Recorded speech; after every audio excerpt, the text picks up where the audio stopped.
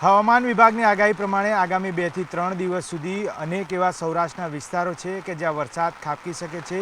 તેવામાં અત્યારે હાલ અમરેલી રોડ ઉપર પણ આ પ્રકારનો માહોલ છે। અનેક વરસાદી ઝાપટા જે છે તે વરસી રહ્યા છે અને રોડ ઉપર દ્રશ્યો જ આપ જોઈ શકો છો કે જે નજારો દેખાઈ રહ્યો છે તે બિલકુલ સ્પષ્ટ છે કે જેના ઉપરથી કહી શકાય કે આસપાસના ખેતરો જે છે તેમાં તો પાણી ભરાયા છે, પરંતુ મોટા પાયે નુકસાન જે છે તે ખેતરોને થઈ રહ્યું છે અને ખેડૂતોને પણ આમાં મોટા પાયમાલી જે છે તેના દ્રશ્યો વરસાદના કારણે થઈ રહ્યા છે। છેલ્લા 3 દિવસથી ન્યૂઝ 18ની ટીમ ગીર સોમનાથ વિસ્તારમાં છે, ત્યાંથી લઈ આજે અમરેલી જિલ્લામાં જે છે તે પ્રવેશ કર્યો છે અને લગભગ તમામ જગ્યાએ ખેતરોમાં આ પ્રકારની પરિસ્થિતિ છે।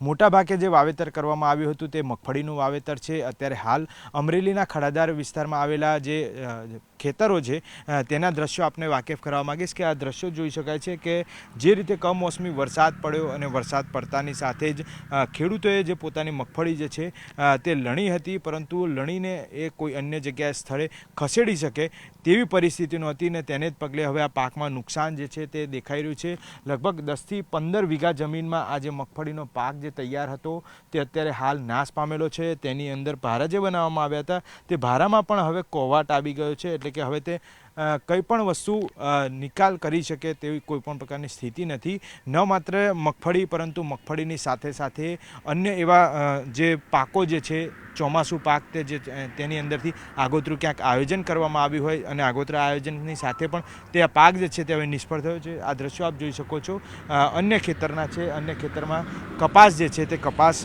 મૂલાવવામાં આવી છે, પરંતુ હવે કપાસમાં પણ ક્યાંક ને ક્યાંક જે જીવાત છે તે જીવાત થઈ છે। કપાસ જે છે તે બળી ગયો છે કારણ કે વધુ પડતું પાણી જે છે તે ખેતરોમાં પ્રવેશી ચૂક્યું હતું, તેના કારણે આ પ્રકારની પરિસ્થિતિ પેદા થઈ છે। લગભગ હજી પણ હવામાન વિભાગે જે રીતે આગાહી કરી છે તે આગાહીને જોતા ખેડૂતોને પડતા ઉપર પાટું ચોક્કસથી છે। હવે આગામી જે સિઝન નવેમ્બરની કહી શકાય તે શિયાળુની સિઝન છે, પરંતુ શિયાળાની સિઝનમાં પણ આ જ પ્રકારનો માહોલ જો રહ્યો તો ખેડૂતોને ડર સતાવી રહ્યો છે કે આગામી સિઝનમાં પણ તેઓ ક્યાંક ને ક્યાંક પાયમાલ ના બને તે પ્રકારની સ્થિતિ છે। ખેડૂત આપણી સાથે છે, તેમની સાથે વાત કરીશું।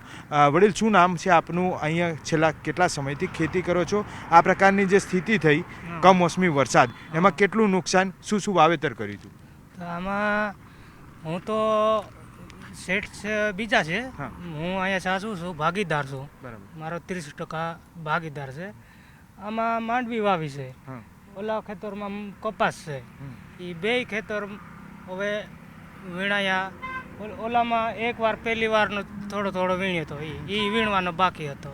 આ માંડવી કાઢેલી હતી એ બાકી છે કાંઈ। આમાં હવે અમે કાઢવા હાટું આવું કર્યું છે, એ કર્યું ને હવે વરસાદ આવી ગયો, હવે શું કરી લઈએ? અત્યારે હાલ કેવી સ્થિતિ છે અહીંયા?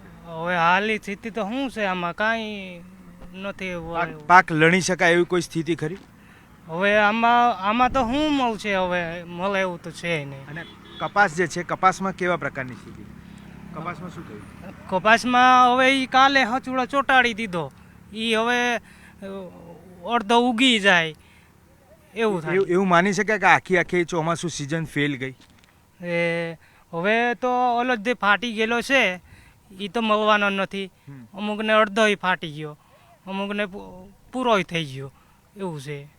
બિલકુલ, તો જે ખેડૂત સાથે ભાગીદારી તરીકે જે લોકો જે છે તે અહીંયા આગળ કેટલાક છે, તેમને અત્યારે હાલ એ બાબતની નથી ખ્યાલ કે મીડિયા સમક્ષ કેવા પ્રકારની તેમની રજૂઆત હોવી જોઈએ, ક્યાં શું કરવું જોઈએ, પરંતુ ચોક્કસથી તે પોતાના જે ખેતરો જે છે તે ખેતરો સાચવી જાણે છે। જેટલો પાક બતાવવાનો હતો તે પાક બચાવવાનો પ્રયત્ન પૂરતો કર્યો હતો, પરંતુ સમય ન મળતા અત્યારે હાલ આ જે પરિસ્થિતિ જે છે તે તમામ ખેતરોને છે, ન માત્ર અમરેલી જિલ્લામાં આવેલા ખડાદાર વિસ્તારની પરંતુ આસપાસના તમામ ખેતરો જે છે ત્યાં આ જ પ્રકારની પરિસ્થિતિ જોવા મળે છે કે જ્યાં આગળ મગફળી હોય, કપાસ હોય, આ તમામ જગ્યાએ અત્યારે હાલ માત્ર ને માત્ર જે પાક જે છે તે પાક નુકસાની જે છે તે જોવા મળી રહી છે। અનેક એવા ખેતરો છે કે જ્યાં આગળ માત્ર ને માત્ર પાણી ફરી વળ્યું છે ને પાણી હજી સુધી એક અઠવાડિયું થઈ ગયું તેમ છતાં પણ પાણી નથી ઓસર્યા।